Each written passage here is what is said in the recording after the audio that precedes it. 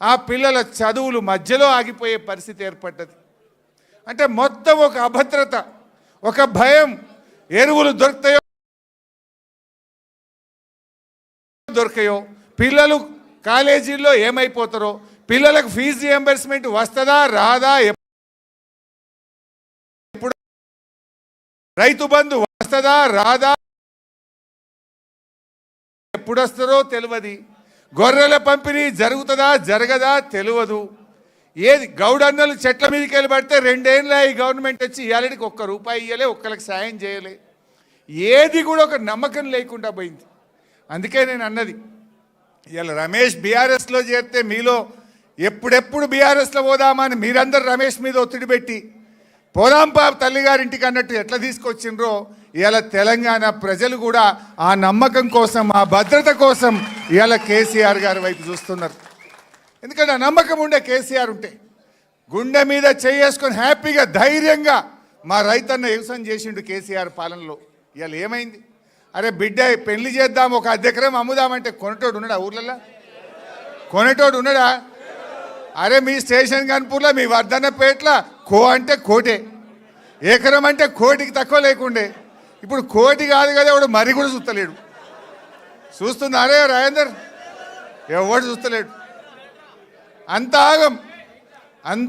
ఆగం జగన్నాథం అయిపోయింది రాష్ట్రం. అందుకే ఇవాళ ప్రజలు మళ్ళీ కేసీఆర్ రావాలి అని అందరూ ఇవాళ కేసీఆర్ వైపు చూస్తున్నారు. ఇది సంకేతం. ఆరు రమేష్ తల్లి గారింటికి రావడం అంటే ఈ రాష్ట్రంలో కాంగ్రెస్ మళ్ళీ గెలవదు. ఈ రాష్ట్రంలో బీజేపీకి స్థానం లేనే లేదు. మళ్ళీ కేసీఆర్ రావాలి అనడానికి ఈ జాయినింగ్ అనేది ఒక సంకేతంగా మనం భావించవచ్చు. నాకు తెలిసి ఇంకా ఏడాది పోతే కాంగ్రెస్ వాళ్ళు లైన్లు కడతారు, కానీ ఎవరిని తీసుకునేది ఉండదు. ఈ కాంగ్రెస్ దొంగల్ని తీసుకునేది ఉండదు. ఎందుకంటే మనం ఇలా అసలైన ఉద్యమకారులు, కార్యకర్తలు, మీలాంటి నాయకులు ఇవాళ కేసీఆర్ నాయకత్వంలో మనందరం కూడా కలిసి పనిచేద్దాం. రమేష్ చేరిక డెఫినెట్గా వర్ధన్నపేట మున్సిపాలిటీ మీద గులాబీ జెండా ఎగిరేయడానికి తప్పకుండా ఈ చేరిక ఎంతో బూస్ట్నిస్తుంది. రమేష్ కూడా అనుభవజ్ఞుడు, ఓపిక ఉన్నది, సంయమనం ఉన్నది, పాత కొత్త అందరినీ కలుపుకొని పోతాడు.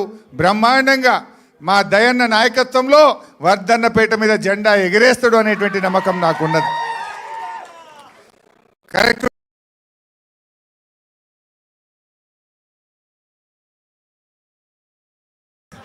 ఇవాళ నామినేషన్లు స్టార్టు. కలుపుకొని పోండి, బ్రహ్మాండంగా చేద్దాం. ఇవాళ మన లక్ష్యం ఒక్కటే, వరంగల్లో 12కు 12. ఇప్పుడు మా పల్లన్న ఒక్కడే ఉన్నాడు జిల్లాలో. రేపు 12కు 12 స్థానాలు గెలవాలి, కేసీఆర్కు బహుమానంగా ఇవ్వాలి. మనది రాజకీయ పోరాటం కంటే కూడా రాష్ట్ర ప్రజల మీద, ప్రజలకు జరుగుతున్న అన్యాయాలను ఇవాళ సవరించాలంటే ఒక్కటే పరిష్కారం, కేసీఆరే ముఖ్యమంత్రి కావాలి. ఈ ప్రభుత్వానికి రేవంత్ రెడ్డికి పాలన చేతనైతే లేదని అర్థమైంది. ఏ ఒక్కటన్నా కరెక్ట్ ఉందా చెప్పండి. అరే రైతుల సంగతి, మొన్న యాసంగి బోనస్ ఎగ్గొట్టిండు, ఫిబ్రవరి వచ్చినా రైతు బంధు రాదు, పంటల బీమా పత్తా లేదు, ఎరువులు దొరకాయి. అరే పిల్లల చదువులు చూద్దామంటే పిల్లలేమో పుస్తకాలు చదవాల్సిన పిల్లలు దవాఖానల పాలవుతున్నారు, ఫీజు రియంబర్స్మెంట్ రాక పిల్లలు రోడ్ల మీద పడుతున్నారు, ఉద్యోగాలు రాకుండా జాబ్ క్యాలెండర్ లేక పిల్లలు ఇలా రోడ్ల మీద పడుతున్నటువంటి పరిస్థితి ఏర్పడ్డది.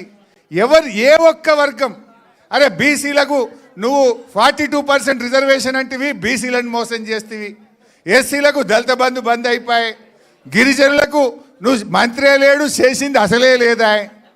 ఏ వర్గానికి నువ్వు ఎవరికన్నా ఒక్కరికన్నా ఇచ్చిన మాట నిలబెట్టుకున్నది ఉన్నదా? ఒక్కరికన్నా నువ్వు చేసింది ఏమన్నా ఉన్నదా? ఏమనంటే ఆడవాళ్ళకు బస్సు ఫ్రీ అంటివి, మగవాళ్ళకు డబుల్ టికెట్ కొడుతుంది.